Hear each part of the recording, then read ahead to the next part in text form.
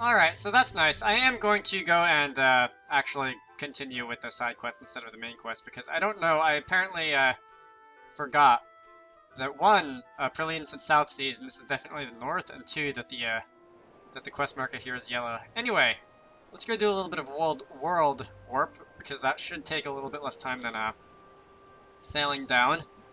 And we're just going to jump to the south side of the map, and jump over here. It's a jump, not like take your time. Thank you. Okay, so here's the fog.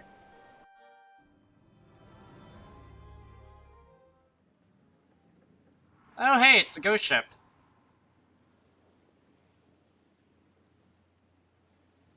Aye, a life on the lonely sea is the only life for me. Yo-ho-ho, the life for me.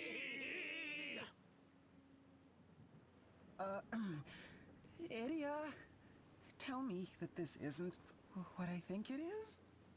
It's a ghost ship, Mr. all right. In Geniolja. every sense of the word. I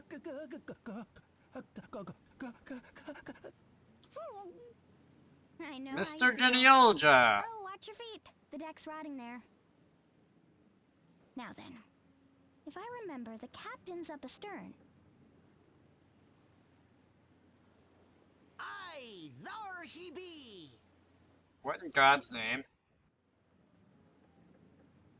Alright, so I remember in the last game, Barbarossa said something about he was like on the seas looking for something, and I wonder if the song was what he was talking about. I'll have to look more into that after this thing is over. Anyway. Here you are. Ho-ho! If it isn't the Sword Master's favorite pupil. Captain Hayredden Barbarossa, man of the sea, and holder of the pirate Asterisk. As Lieutenant Commander of the Eternian Black Blades, Barbarossa once came to blows with Idia aboard his haunted ship. Ever seeking adventure and romance at sea, he sailed the realm's oceans on the SS Funky Francisca with his ghostly crew. By what strange trick of fate do your paths cross anew? Or should I say, the proud daughter of our illustrious Grand Marshal, eh?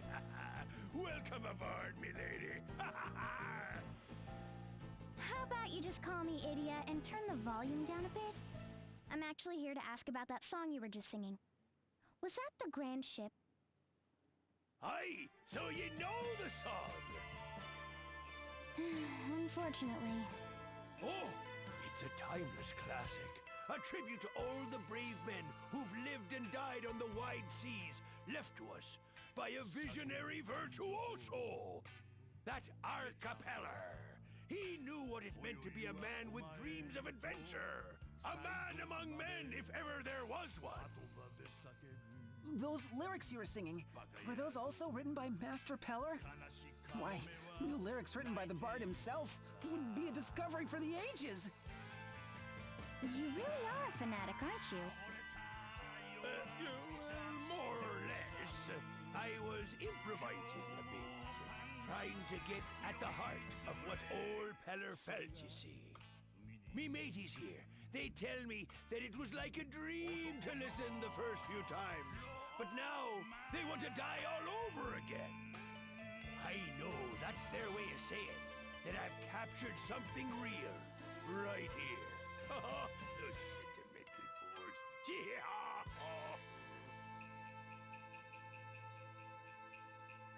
Anyway, we're here on behalf of Rockapeller. He's the grandson of the guy who composed that melody you're singing. He seems pretty troubled by you and Praline. Any idea why that might be? That scurvy diva! She just had to go stirring up trouble, eh? Scurvy diva? That's some way to talk about a former comrade in arms. I've got me mateys here. I don't need some prima donna who thinks she's better than me, cause she's got a gang of deluded fan lovers. She'd go around the Black Blades, claiming that she did more than any of us, that she was the one pulling all the strings. Why, she'd even ask me what I was good for. After all, you're always drifting around on that dingy old dinghy of yours. When the Blades were disbanded, she took off solo without looking back. And when I finally hear from her, it's this!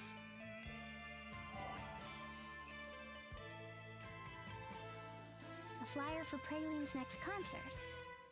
So, what's the problem? The diva of the battlefield, Praline a la mode, is set to cast a dazzling arise on the musical discovery of the century. What? I guess she means she'll breathe new life into it? It's one thing to set her sights on a classic like this and think she can just recycle it for her own gain. But that's not even the worst of it. Why, she means to take this timeless ode to the men of the sea and slap her silly, sappy lyrics all over it.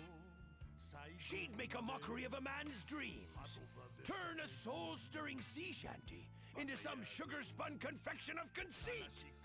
Why, I was so blinded with rage that I sailed straight to that other lad to demand that he take action.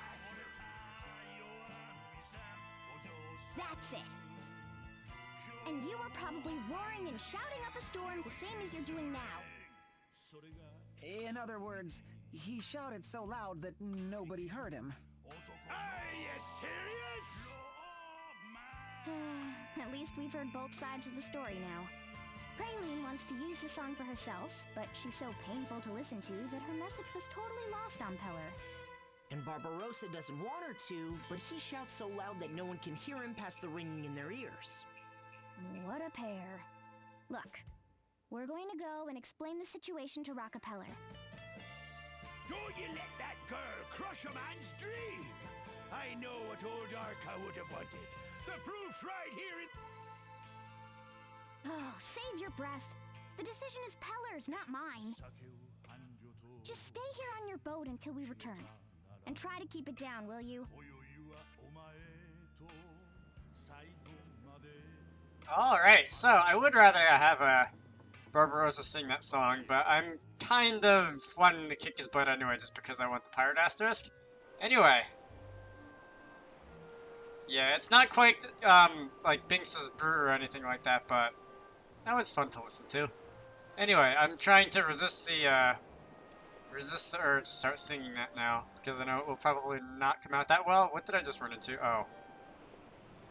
I'm going to have to go and sail all the way around Florum, aren't I? I'll see you when I get there. Alright, moving right along. This is the cave that I was looking at earlier that I couldn't go into. Or one of them, anyway.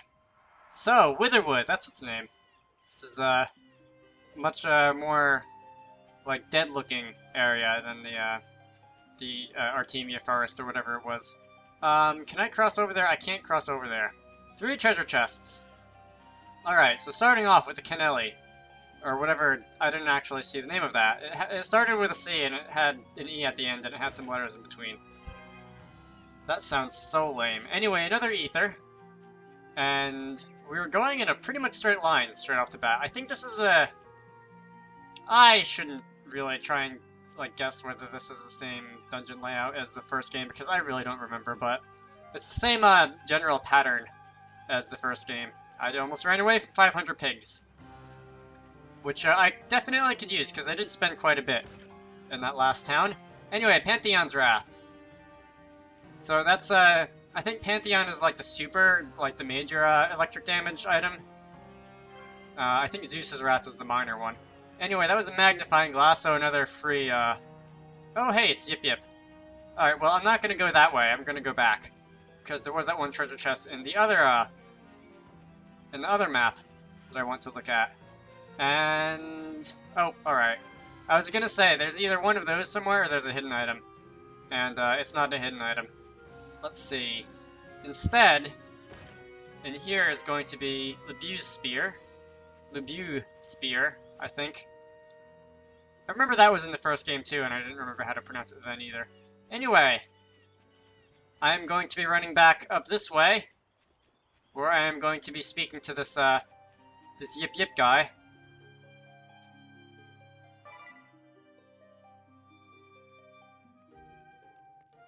Shine forever, oh crystal, shine bright and shine strong. You're in a good mood, you. What's that song you're singing? Oh, was I doing that out loud? Sorry. It's a famous song by Arcapeller. Shine Forever, O Crystal. A song about crystals? Was he a follower of the Crystal Orthodoxy? Huh. Not that I know of. Perhaps the Orthodoxy lent him its patronage and helped make his music famous around the world. Perhaps so. I have to say, though, I am surprised you guys are such fans of his work. I wouldn't say we're fans. Not like you, at least. It just so happened that we met his pupils and learned some stuff about him. It just so happened? I'm a huge fan, and even I haven't had the good fortune of meeting his pupils. It's all Praline's fault. We had to talk to those people to figure out how to defeat her. Yeah, her singing was something else. Talk about getting caught in the crossfire. Anyway, by chance, we heard about a famous bard who defeated a siren with the power of song. Peller silences the siren, from his later years. Incroyable! How do you know all these things? He wrote a song about it, of course. It became a cult classic. Both the siren and Praline had the power to beguile others with their song. So we figured we might get some clues on how to defeat her by talking to Peller's pupils. That's right. Remember the very last pupil? His clue was the key. Oh, wait, don't tell me. The most important thing is to have fun. Right, those were the words inscribed on the bard's baton. Once we found that, we were finally able to defeat Praline. Wait, you mean you actually touched the bard's baton? Oh, Wow, you really missed a lot of fun in the last game, didn't you? Hold it. Please, please. Weren't you using it as a back scratcher for a while? Anya's really told you off for it. I don't remember. Where did we put that old thing? But it's a modern-day treasure. This is torture for you. We needed it anymore. It was just a boring old stick. Tell me about that pirate, too. The one who's arguing with Praline. Oh, Captain Barbarossa. He was a member of the Black Blades with Praline. Second in command, no less. He'd known Master Kami-Izumi for years and was his right-hand man. He was always going on about the spirit of adventure. I wonder if he ever found that... Oh, right, that's what he was looking for. It wasn't the song. I don't know. I remember thinking he was looking in completely the wrong place. A man of the sea, looking for the spirit of adventure. No wonder he was entrusted with carrying on Peller's legacy. I don't think he was exactly entrusted with it. Wait, I just remembered. The baton! What about it? I remember the last time I saw it. I used it to see if the potatoes were cooked through. That's, creative use for it. So, what did you do with it afterwards? It's strange, I don't remember. But there was a really crunchy breadstick. Oh my god. Let's not mention this to you. How could you mistake a baton for a breadstick?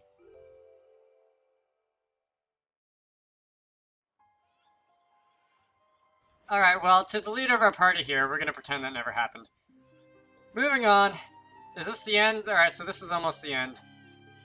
Is this the one area that's like a giant circle or something like that? I think it is. Alright, so there's a thing right in the middle there. Okay, so that's not right in the middle of there. That's like a tiny break in the path. And... Why? Why can't this be continuous? It looks like it should be. Anyway, that was another cake ingredient. I guess there's 3 more treasure chests. So this had better branch out a little bit more, right? Up here, okay, so that's locked. Down here, there's nothing. Over here, there's probably something over here. Alright, there's something over here. Yeah, they wouldn't put 2 empty locations like right next to each other, right? That is 3,500 pigs, so that is the price of like a new piece of equipment or something like that. So after this, there's going to be like 1 more, right? Because that's the locked treasure chest. And catnip, alright. Very nice. I don't think I obtained any interesting weapons in here. but I should probably, like, check anyway. There is an adventurer, which tells me that there's going to be a fight up ahead. I am going to go and, real quick, go see if there's anything useful in here. I don't think there is. Give me a moment.